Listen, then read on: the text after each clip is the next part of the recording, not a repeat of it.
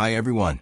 Thanks for joining us today. We got a brand new story to share with you. So let's begin. Have you ever been on a date where halfway through, you realize you're sitting across from a test you never signed up for?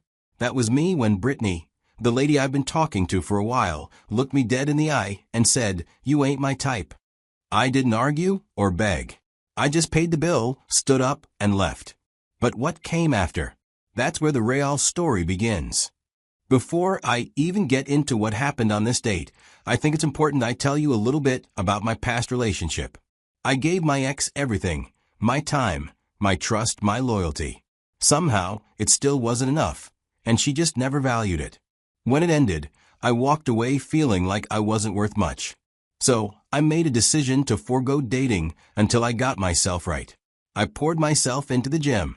I started eating better, waking up earlier, and pushing myself harder. I leveled up at work too. I focused on saving, investing, and getting my money in order. I wanted to make sure that when I did choose to share my life again, I was bringing a version of myself I could actually be proud of, not a broken man searching for someone else to fix him. And for a while, I was content being on my own. But eventually, as the months turned into years, I had my friends nudge me into giving relationship a chance. They'd say things like, "Man, you've done the work. You're not that same guy anymore. You should get back out there." And I thought they might be right. So I decided to try. I made a profile on a dating app. It felt weird, putting myself out there again after all the time I spent focusing on myself. Picked a few decent photos, wrote about what I'm into, what I believe in, and what I'm looking for. I spent a couple of hours swiping through profiles, looking for someone who felt like a fit. I swiped right on a few women. Most of them were beautiful in their own way and had interesting bios. A handful of them swiped right on me too, and we started chatting. Nothing too deep at first. Just light conversations to see if there was a vibe. Then I came across Brittany's profile. She had this smile that made you stop scrolling. Her pictures were polished, her captions clever. She had this mix of elegance and sass that pulled me in. Her profile said she was in marketing, loved traveling, and preferred deep conversations over small talk. I could relate to that because that's exactly how I am. So I swiped right. When we matched, she messaged me first saying, "You look like you know what you're doing, do you?" It was playful, even bold. That caught my attention immediately. Our conversations moved quickly. She was witty, sharp, and never short of things to say. But beneath the charm, there was something about the way she texted that gave me pause. It was subtle, a little bit of condescension, like she was constantly measuring me just enough for me to notice. Still, I kept going. She was interesting, and I won't lie, I liked the attention. While other women were sending me long, thoughtful messages, Brittany had this way of drawing me in, making me feel like I had to win her over. And for some reason, I took the bait. I stopped replying as much to the others, even though a few of them were clearly more open, more respectful. I was just focused on Brittany. Our conversations got deeper. We started sharing bits about our lives, what we were looking for, and joking about bad dating experiences. She made me laugh. She teased me in a way that felt flirty, and I gave it right back. There was this rhythm to our chats, like we were starting to get each other. Before long, it felt natural to bring up the idea of meeting in person. We both agreed it was time for a proper date. Setting up that first date felt like trying to solve a puzzle with missing pieces. She said she had a hectic schedule. I understood that. I was busy too, juggling a few things on my end. But I also believe that when two people genuinely want to meet, they make it work. So, I tried to be flexible. I let her pick the day and time that worked best for her. After a few back and forths, we finally settled on a date. The day came, and right before I was about to head out, she texted that she wouldn't be able to make it. No real details. Just that something came up, an emergency, she said. I'll be honest, that rubbed me the wrong way.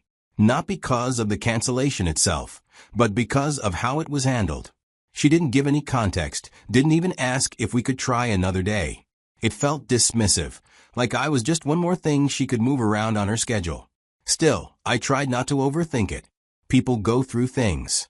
Emergencies happen.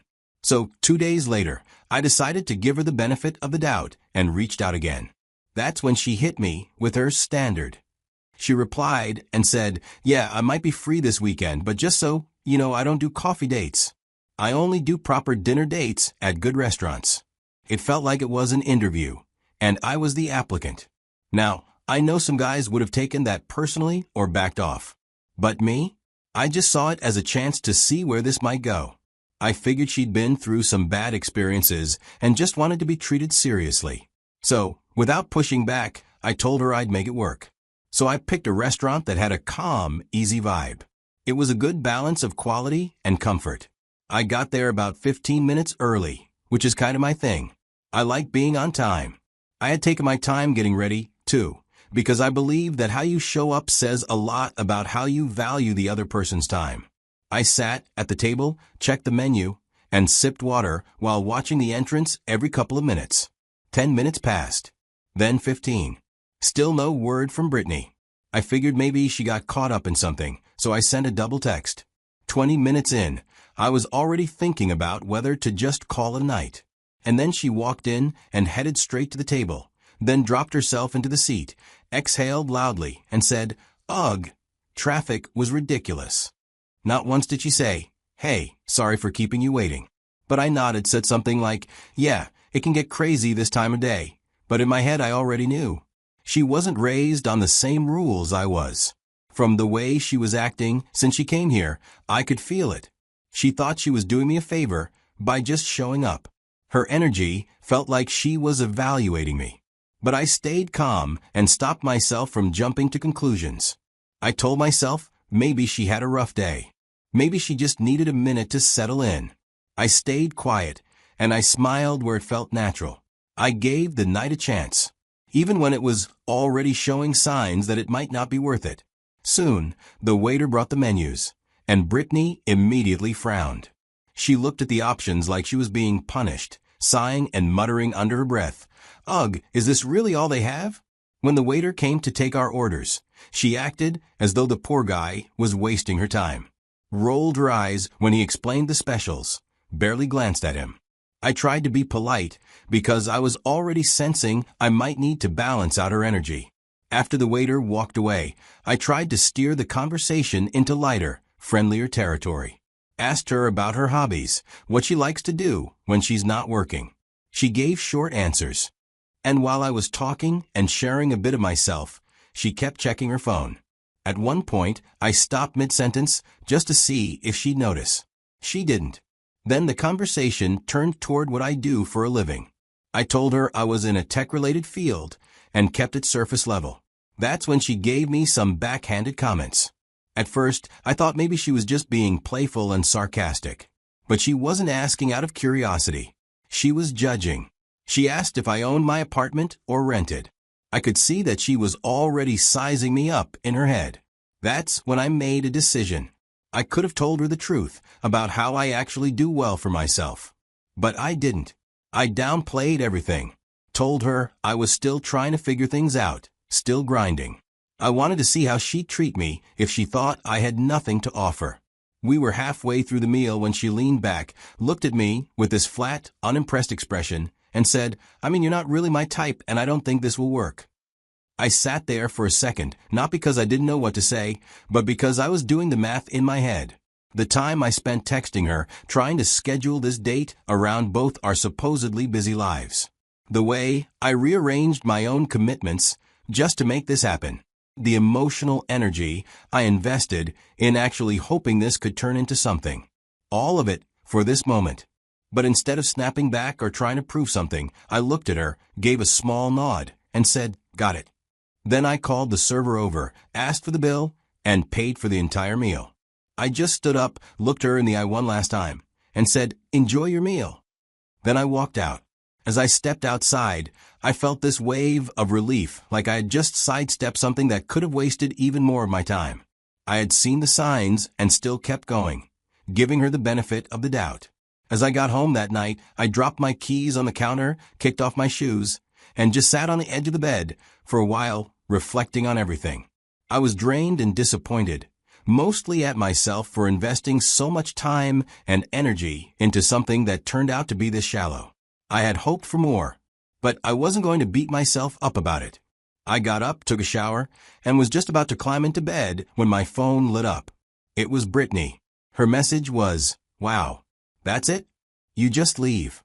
She genuinely couldn't believe I walked away. Like somehow I was supposed to sit there and entertain her cold shoulder, her jabs, her passive-aggressive nonsense, and still keep chasing. I stared at the message for a second and then locked my phone.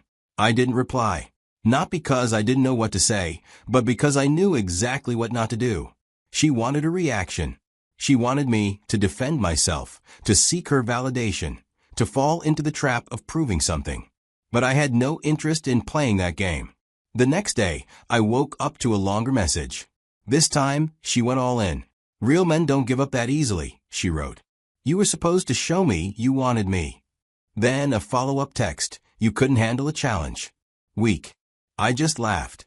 This was her angle the whole time. It was never about connection. Never about mutual respect. It was about power, control, and being chased. She wanted me to grovel for her attention after she had gone out of her way to act like she was above me. When I didn't play along and didn't take the bait, she tried to shame me into chasing her. But here's the thing. When someone thinks love is a game, they'll keep changing the rules until you lose. And I had no interest in losing myself again just to win someone else. I had done that in the past. I'd bent over backwards, trying to prove I was worthy. I'd stayed in places I didn't belong just because I thought walking away made me the bad guy. Not anymore. So I left her messages on read. I didn't block her. I'd already chosen peace over performance. Over the following days, Brittany started popping back up again. I'd post something on Instagram, and I'd see her name among the viewers. Then she started liking my older photos. That's how I knew she wasn't just casually checking in, but fishing for my attention. I ignored it, of course, because I had already made peace with how things ended, and I wasn't looking for closure through recycled flattery. But she didn't stop there. A few days later, she sent a text. I hadn't responded to any of her previous messages or calls, and still, there it was. A long message that started with a weak excuse. "I didn't mean what I said.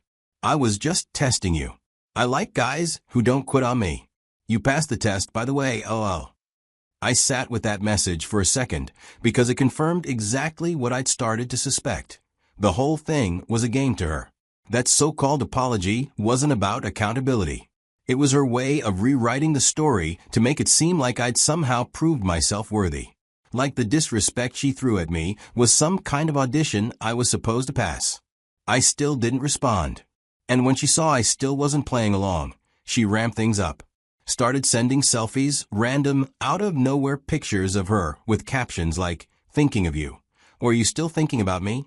She thought maybe I was the type to break if she poked just the right spot. But the truth is, I'd already moved on. So when she asked if we could meet up again to talk things through, I didn't hesitate. I told her, "Nah, I think we're already done. I am already talking to someone else," and didn't want to complicate things. Then I blocked her number. You know, after everything with Brittany, I had to sit with myself to really think about the kind of people we meet. It's strange how people confuse being pursued with being loved. Like, somewhere along the line, they believe that if a man doesn't jump through hoops, if he doesn't grovel or beg or chase after being disrespected, then he must not care enough. And I used to fall for that. There's a time years ago when I found myself wrapped up with a woman who had the same mindset. She never said it out loud, but it was always there. This unspoken expectation that I had to prove myself every day just to earn a sliver of her attention. And the more she pulled away, the harder I tried to close the gap. I'd buy her things. I'd apologize when I didn't even know what I'd done wrong.